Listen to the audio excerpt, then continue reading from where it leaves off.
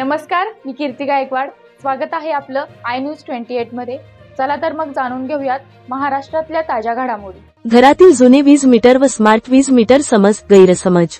सध्या सांगली जिल्ह्यामध्ये जुने मीटर काढून नवीन स्मार्ट वीज मीटर महावितरण बसवत आहेत। सांगली जिल्ह्यामधून स्मार्ट मीटरचं रीडिंग जुन्या मीटरपेक्षा जास्त येतं असा समज झाल्याने यासाठी मोठ्या प्रमाणात विरोध झाला। स्मार्ट मीटर नको अशी भूमिका निर्माण झाली।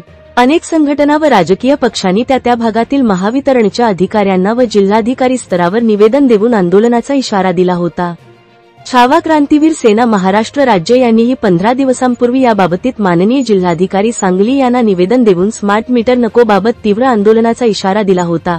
ही बातमी यूट्यूब चॅनेलच्या माध्यमातून प्रकाशित झाली होती।